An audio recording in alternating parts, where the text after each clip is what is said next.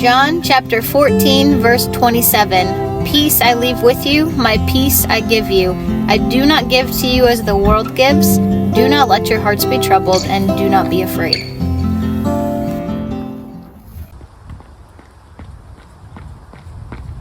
We just read a verse about how Jesus gives us peace. We don't have to let our hearts be troubled. We don't have to be afraid. And that is the same thing that is true with running. Loose hands, loose body are so important. When I'm running, I want open hands. And I don't know if you noticed when I was running up, but my hands were open. I didn't have clenched fists. And with open hands, then my arms stay loose, my shoulders stay loose, my neck stays loose, and then my legs follow and they stay nice and loose and relaxed.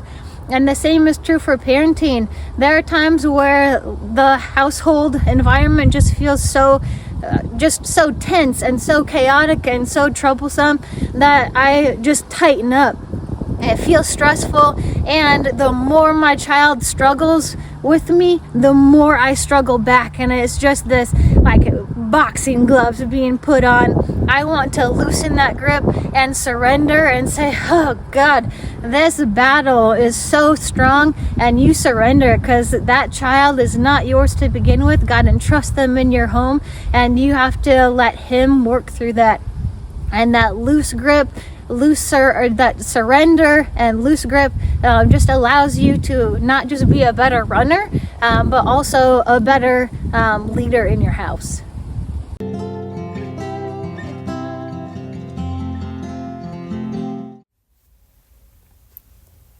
With this activity, I stand in the middle and the horse moves on the outside. It is work for her and not for me. I just stand still, or as still as I can, and she's doing all the work. She's moving one direction and I'm applying pressure on the back. I'm telling her what to do, and here I am asking her to change directions. It's a smaller space, and this time it takes both of us. I have to get back in position as she's going around, but again, she's doing the work and I'm standing there. She's continuing to circle around. And here's where I ask her to come in to me and join up with me. That is where the rest is. That's where she can stand still and not have to work. That's where we're connected and spending time together. I'm petting her, and she is licking and chewing and thinking and processing a positive experience.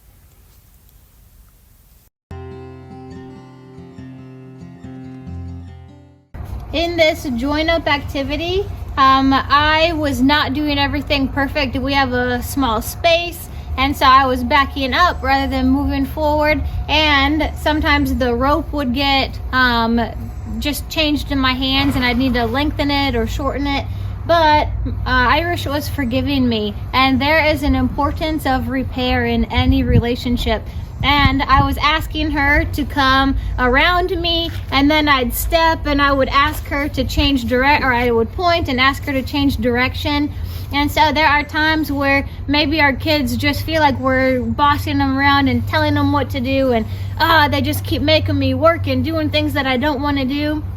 But there is, and even when we get in disagreements, and so Karen Purvis calls it rupture and repair. When we just lose our cool, or our kids lose our cool, there is that separation. We are in the middle, and our kids are just going around, and we just can't get in sync. But when I turned toward Irish's butt, I asked for that repair, that join up, that connection. And that's even with our kids, when we can own our mistakes and say, gosh, I am sorry, I lost my cool. And when we can come back and own our mistakes and make them right, that really does make a difference. And so Irish is standing here right now. She is licking and chewing. She is thinking and processing a positive experience. Even though I didn't do everything perfectly, even though everything didn't look just right, we're humans. We all make mistakes, and parenting is the same way. We make mistakes, but when rupture happens, when disconnect happens, we always want to come back to the middle. This is where, or the connection, the join up is where Irish isn't working. She's not struggling. She's not going one way and then another. she is able to rest. She is able to be here, and her head is lowered and her ears are on me, her eyes are on me. We are in tune, we are in sync, we are connected. And this is how we want it with our kids, where we can be together and it's a positive experience. They're thinking about positivity because we first said, I'm sorry.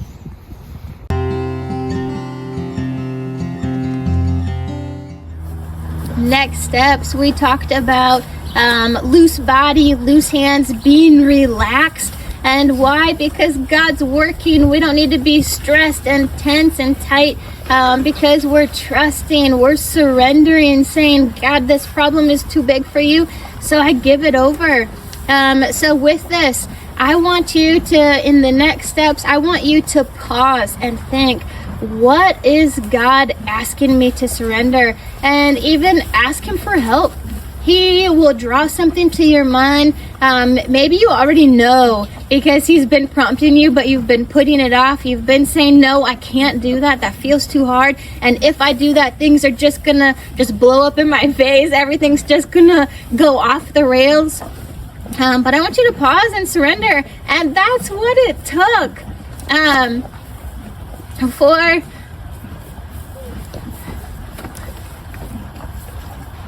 For me and my daughter, 10 years, like I said, I had been facing infertility, and she was pregnant. Oh man, it was a slap in my face. And she was pregnant at 17, and she had asked me to come to the hospital after she had delivered her baby. And so of course, going to the hospital, it was just that heart started racing, my chest started tightening up. Just, God, how can I do this? How can I face that kind of impossible situation? And I asked him for help, and he did that. He gave me the strength. And where I felt like I was just shaking and breaking apart, he helped me get grounded and calm. And I was able to walk into that hospital room to just be support for my daughter and hold my granddaughter. And in that moment, it was that surrender. Just, God, this is overwhelming, and this is what you're asking me to do, because she doesn't believe that I love her, or she's resisting, she's fighting it. And so what it took was me to face my hard reality, my hardship. And in that, man, that's when that connection formed. And nothing has been the same ever since. She comes to our house and she is polite. Nothing's getting broken. And we're talking and laughing at the table. And where I said initially something just felt off, it doesn't anymore. It feels real, it feels genuine. And so in that, I want you to know that surrender isn't a bad thing.